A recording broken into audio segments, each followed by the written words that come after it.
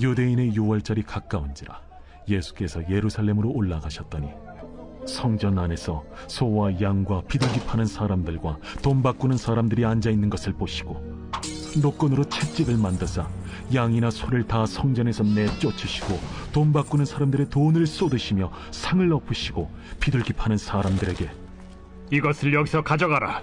내 아버지의 집으로 장사하는 집을 만들지 말라 하시니 제자들이 성경 말씀에 주의 전을 삼원은 열심히 나를 삼키리라 한 것을 기억하더라.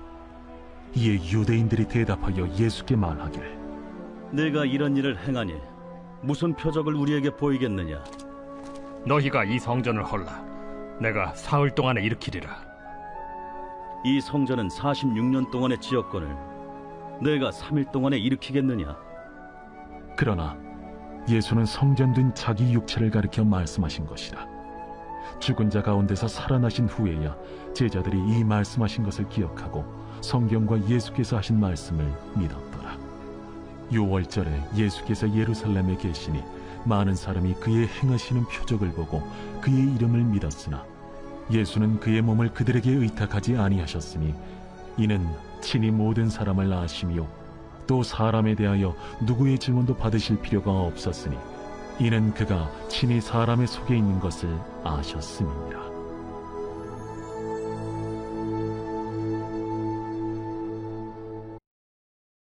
오늘 본문 말씀은 요한복음 2장 13절부터 25절 성전을 깨끗하게 라고 하는 말씀입니다. 여러분은 청소가 안 된 지저분한 집구석을 볼 때 어떤 마음이 드십니까?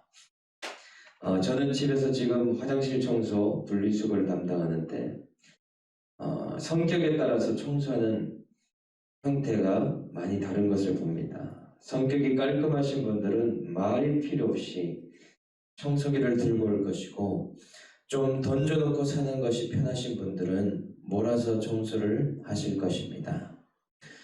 그런데 이렇게 더러워진 집구석을 보고 청소하고 싶은 그 마음이 오늘 예수님의 마음이신 것 같습니다.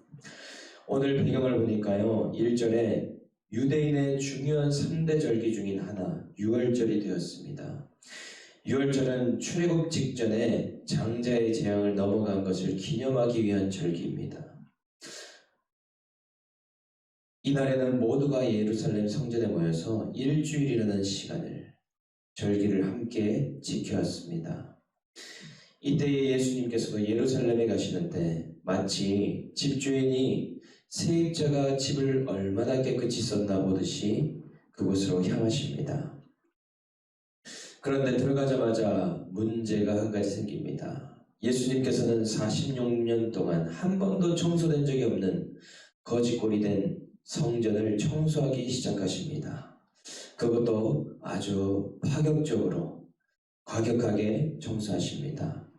14절에서 16절에 보니 성전 안에서 소의 양과 비둘기를 파는 사람들과 돈 바꾸는 사람들이 앉아있는 것을 보시고 노끈으로 채찍을 만드시고 양이나 소나 성전에서 다 내쫓으시고 돈 바꾸는 사람들의 돈을 쏟으시며 상을 엎으시고 이것을 여기서 가져가라 말씀하십니다. 왜 이렇게 하셨습니까? 내 아버지의 집을 장사하는 집으로 만들기 때문이라는 것이죠. 만민이 기도하는 집을 강도의 구렬로 만들었고 하나님 아버지를 만나는 곳을 매매하고 돈 바꾸는 곳으로 만들었기 때문이라고 하십니다. 이때 당시에 성전 안에는 돈을 바꾸는 환전상부터 희생제물, 짐승을 파는 매매상들이 그곳에 가득가득 했다는 것입니다.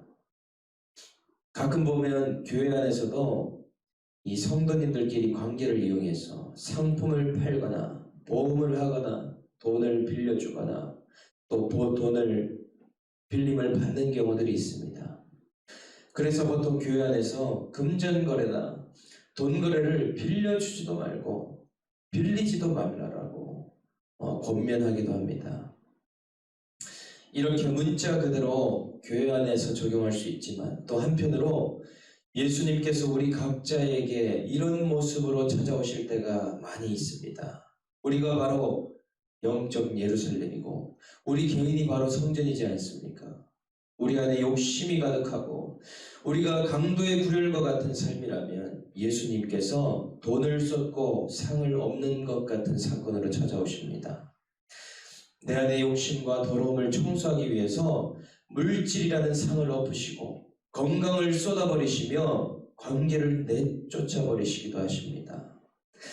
제가 경험한 주님도 그랬습니다. 돈을 쫓아가니 건강의 상을 얻는 것을 경험하게 하시고 교만하니 관계를 쫓아버리셔서 낮아지게 하셨습니다. 내 죄를 보지 못하면 이런 사건 가운데에 도리어 억울하게 여기고 예수님께서 도대체 어떻게 그런 일을 행하실 수 있냐고 따지게 됩니다. 사건도 힘들지만 그것이 무엇 때문에 왔는지 해석하지 못해서 더 힘듭니다. 이렇게 기복적인 가치관이 바뀌지 않으면 잘 믿어서 돈 벌게 해주는 하나님만 알지 돈을 쏟고 상을 얻는 예수님을 알지 못합니다. 지금 우리 한국 교회도 그렇지 않습니까? 몇십 년 전만 해도 잘 믿어서 많은 복을 받았습니다. 교회가 커지고 성도님들이 많이 늘어나고 부유해지면서 점점 회개하지 않고 정결할 수 없는 지경에 이르게 되었습니다. 그래서 지금 한국교회 성전 문 안으로 예수님이 걸어 들어오고 계신 것이죠. 여러분은 그 예수님의 웅장한 발걸음 소리가 들리지 않습니까? 코로나로 인해서 교회가 상어품을 당하고 내쫓김을 당하는 소리가 들리지 않습니까? 돈도 쏟아내고 하나님이 이런 것들을 내게 가져오지 말라라고 말씀하고 계신다는 것이죠. 지금 겪는 이 코로나의 모든 고난들은 정결을 위한 축복이고 거룩을 위한 하나님의 선물이라는 사실입니다. 또 죄로 인해서 하나님과는 단절됐는데 사람과 친교와 오락에만 신경 쓰니 하나님께서 거리 두기를 하라고 하시고 믿음 생활을 교회 다니는 것으로만 착각하니 비대면으로 드리라고 하시고 회개를 그래도 끝까지 하지 않으니 끝도 없이 손을 씻고 손소독제를 손을 비벼가면서 하라고 말씀하신다는 겁니다. 입으로는 어떻습니까? 거짓말과 교만과 원망을 쏟아놓으니 마스크로 입을 닫으라 하시고 서로 시기 질투하고 미워하니 주먹을 서로 치며 인사를 하십니다. 이 모든 것이 사람의 일로 가능한 것이겠습니까? 정치적인 일로만 가능하겠습니까?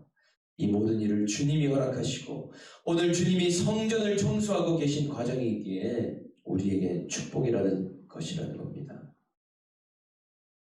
그런데 이렇게 주님이 무엇인가 엎으실 때는 엎어진 상을 볼 것이 아니라 내 안에 무슨 욕심이 있기에 내 안에 어떤 죄가 있기에 청소하시는가를 봐야 한다는 것입니다. 내 눈이 바뀌어지고 나의 발상이 전환이 되어서 우리의 삶을 말씀으로 들여다보기 위해 오늘도 우리는 말씀을 보는 것이고 이 큐티를 하게 되는 것입니다. 그런데 오늘 제자들도 보니 평소에 예수님께 말씀으로 양육을 잘 받아서 그런지 이 사건을 해석을 아주 잘합니다. 평소에 말씀을 들어놓아야 하는 이유는 사건이 올 때에 나중에 말씀이 생각나고 깨달아지기 때문입니다. 제자들은 오늘 이 사건을 무엇이라고 해석합니까? 이 일이 생긴 이유를 주를 사모하는 열심이 아니라 주의 전만 사모하는 열심 때문에 생겼다고 해석합니다. 17절 말씀, 주의 전을 사모하는 열심이 나를 삼키리라 한 것을 기억하더라. 교회 안에서도 제일 무서운 사람이 어떤 사람입니까? 열심이 넘치는 사람, 아주 열정으로 똘똘 뭉친 사람이 가장 무서운 사람이죠. 그래서 전에 교회에서도 절대 봉사를 먼저 시키지 않는 사람은 본인이 스스로 자신이 꼭 해야 한다, 내가 아니면 이 일이 안 된다라고 하는 열심당원들입니다. 오히려 저는 좀 부족합니다, 저는 오히려 좀 연약합니다 하는 사람이 훨씬 나을 수 있습니다. 가정에서도 종교적 열심만 강하면 남편과 자녀들을 삼킬 수 있고, 예수보다 열심히 앞서면, 그리고 방향이 잘못되면 사울처럼 예수를 죽이고 가족들을 삼키는 결론을 맞이할 수 있다는 것이죠. 나의 모습은 가정에서 그렇지 않은지 우리는 돌아봐야 합니다. 18절에 이에 유대인들이 대답하여 예수께 말하기를 네가 이런 일을 행하니 무슨 표적을 우리에게 보이겠느냐. 유대인들이 한 번도 겪지 않았던 일을 예수님께서 하는 것을 보고 표적을 빨리 보여달라고 이야기합니다. 이들은 짠 하고 보여줄 만한 표적만을 구하고 있으니 진짜 표적이신 예수님을 알아보지도 못하고 그분이 누구신지도 볼 줄 모릅니다. 그때 예수님은 이 유대인들에게 무엇이라고 대답하고 있습니까? 19절에 너희가 이 성전을 헐라 내가 사흘 동안에 일으키리라. 최고의 표적은 예수님 그 자체셨고 예수님의 십자가와 부활이 최고의 표적이라는 사실입니다. 이에 유대인들은 못 알아듣고 이 말이 무슨 뜻인지도 알 수 없습니다. 아니, 이 성전이 46년 된 성전인데 이걸 짓는 것도 힘든 일인데 당신이 누군데 3일 만에 일으키느냐, 이렇게 동문서답을 한다는 것이죠. 이런 같은 언어와 같은 단어로 이야기를 해도 영이 다르고 가치관이 다르면 대화가 통할 수 없습니다. 내가 아무리 신앙을 말해도 불신가족은 돈을 이야기할 것이고 내가 아무리 믿음을 이야기해도 믿지 않는 가족들은 연봉을 이야기하고 세상적인 이야기를 한다는 것입니다. 그럴 때 우리가 보일 수 있는 가장 큰 표적은 무엇입니까?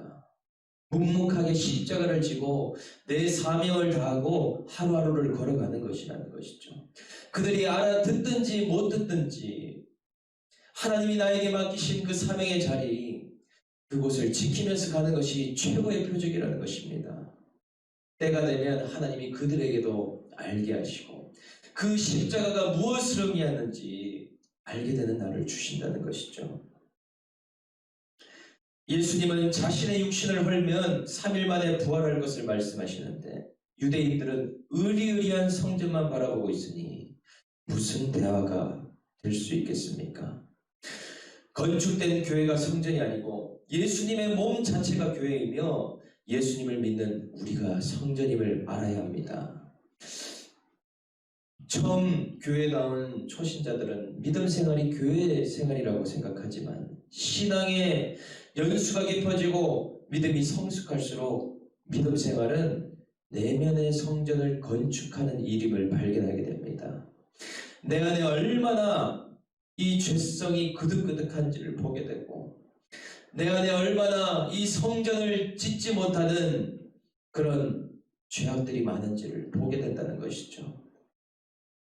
내면의 거룩의 성전을 짓는 것이 내 힘으로 안 된다는 것을 깨닫게 됩니다. 육이 무너진 만큼 영이 세워지게 된다는 것이죠.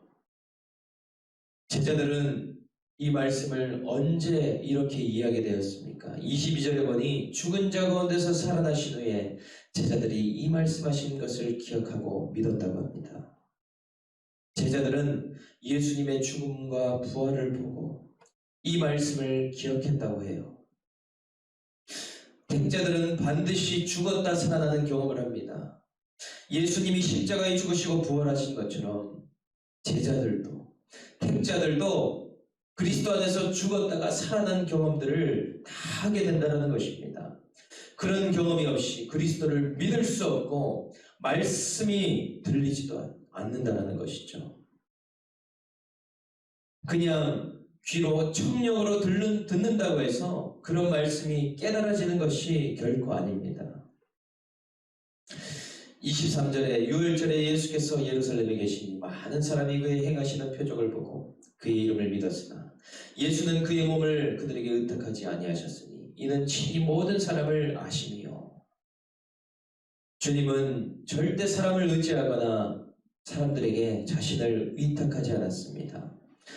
그 수많은 사람들은 표적을 보고서 믿은 것뿐이고 그 사람 속에 죄성이 다 있다는 것을 아셨기 때문이라는 것이죠. 사람은 믿음의 대상이 아니기 때문에 사람에게 의탁하고 의지하는 만큼 실망할 수밖에 없습니다. 왜냐? 다 연약한 인생이고 다 죄성이 있고 다 욕심이 있기 때문에. 그렇다는 것이죠. 믿음의 대상은 오직 그리스도 한 분뿐 그분밖에 없다는 것을 깨닫는 저와 여러분들 되기를 축복합니다. 그래서 저 또한 제 스스로도 믿지 않습니다. 사람을 믿음의 대상으로 바라보지 않습니다. 오늘 우리가 믿는 그 말씀이신 예수님, 그분 앞에 나아갈 때 오늘 하루도 이 세대 가운데에 우리의 상을 엎으시면서 우리를 정결케 하시는 예수님께 오늘 나아가서 내면의 성전, 영적 성전을 잘 건축하시는 저와 여러분들 모두가 될 수 있기를 주님의 이름으로 축복합니다. 적용 질문 드립니다. 여러분은 교회 안에서 개인적인 유익 때문에 돈 거래를 하거나 상품을 판매한 적이 있습니까?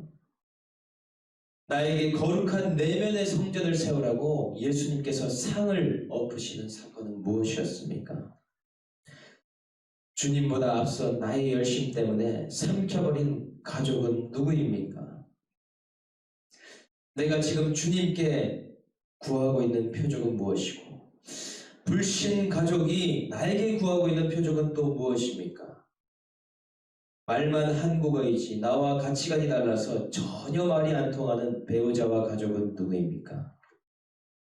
나는 지금 의지하고 의탁하고 싶은 사람이 누구입니까? 함께 기도하고 마치겠습니다. 함께 기도합니다. 하나님 아버지, 신앙을 발판 삼아 성전을 통해 많은 돈을 벌고 싶었고 교회 부흥이라고 하면서 주의 성전을 강도의 구렬로 만들 수밖에 없는 죄인이 바로 저였음을 이 시간 고백합니다. 건강의 상이 엎어짐으로 회개하고 성령받아 주의 종이 되었어도 아직도 되었다함이 없어서 종류와 장르만 바뀌었지 목회의 부흥을 꿈꾸고 생각하는 저입니다. 그러나 이런 주의 전 교회를 향한 저의 열심을 주님께서 아셨기에 코로나라는 것으로 덮어주시고 주님이 진정 원하시는 것이 제 내면의 성전을 세우는 일임을 깨닫게 하여 주심에 감사합니다. 말만 같지 저에게 투잡을 하면 어떻겠냐고 하시는 장인어른에게 뚜렷이 보여줄 표적이 하나 없어 오늘도 저에게 맡기신 사명의 십자가를 지며 나아갑니다. 주님, 이런 저를 불쌍히 여겨주시고 사람에게 의지하지 않고 돈을 의지하지 않고 주님만 의지하면서 이 코로나 시대를 말씀과 기도로 통과할 수 있는 은혜를 더하여 주시옵소서. 오늘 이 큐티를 듣는 모든 사람에게도 하나님 동일한 은혜를 부어주시고 내면의 성전, 가정의 성전, 교회의 성전, 이 나라의 이 민족의 성전을 다시 세워나갈 수 있도록 주님 말씀으로 함께하여 주시옵소서. 감사를 드리며 우리를 구원하신 예수님의 이름으로 간절히 기도합니다. 아멘.